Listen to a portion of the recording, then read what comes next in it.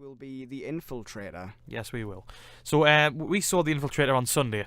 We did. Yeah, there has been sort of a lot of sort of talk about the sort of Mexican drug cartel stuff because of Narcos, which has suddenly got itself a nice little sort of fan base about it, and I haven't seen that yet, and I need to, because supposedly it is very good, and it's got Pedro Pascal from Game of Thrones, who I'm still not quite over the death of his character, to be honest. Spoiler and in alert. the I haven't seen it.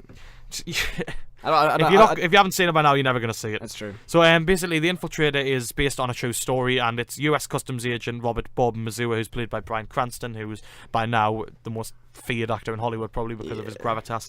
And basically, he goes deep undercover to infiltrate the drug cartel that Pablo Escobar runs, the Medellin, I think there's the name of it, posing as a money laundering businessman called Bob Marcella, and he has to team up with his fellow agent Emir Ebru, played by John Leguizamo, and together they sort of, and working with other people, they sort of come in and sort of gain the trust of some key informants and key personnel within the drug cartel to bring them down from the inside, and get some key people all in the same place so they can bring them down at once. And it's, for the whole sort of duration of the film, and it's about 2 hours and a bit. Yep. This film, and for the whole duration, I was like, yeah, I'm enjoying this because seeing Cranston sort of tread that line between what he's doing right, because obviously there's a lot of talk in this film about how you sort of blend into the role of the informant. I liked sort of watching his journey as he sort of blended into the informant character, the infiltration character of Bob Marcella, and watching him become that character, and sort of, is he losing himself and into the role? Is it going too much? And I liked watching that transformation. He's very conflicted. Yeah, he's a very conflicted character, and I like watching that sort of unfold.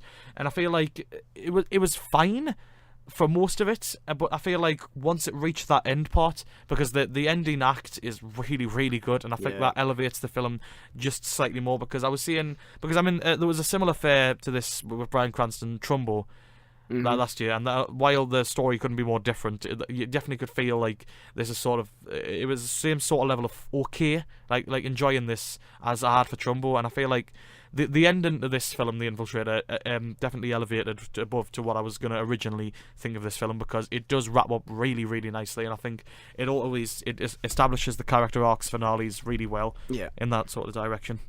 I like Diane Kruger as well. I didn't realize, I forgot her name. I was watching the whole film going, who is this person? I know who she is. She's really good. She plays like she's an agent as well, but she's like sort of Bryan Cranston's wife, essentially, or wife to be, as the film goes on. I think she's really good. As is Bryan Cranston, although really it's not too much of a stretch from his Walter White. It's kind of the same kind of thing. Not a bad thing at all, because he was so good in that. He's so good in this as well. I haven't seen a great deal of John Leguizamo, like serious acting. He doesn't do a lot of it. He doesn't really. He's more comedic, isn't he? He's definitely sort of the lighter side of the film, because it does get quite dark, quite rough. On the whole, I think it's fine. There's two other highlights as well. I mean, definitely some of the film's strongest parts are when Bryan Cranston's mixing it with one of the top lieutenants of Pablo Escobar, Roberto Alcano, played by Benjamin Bratt. I feel like those are some really intense scenes, and you really sort of begin to sympathise a little bit with sort of the situation. And again, that all ties into the ending, which I can't spoil because it really is very good. Yeah. And of course, Joseph Gilgan.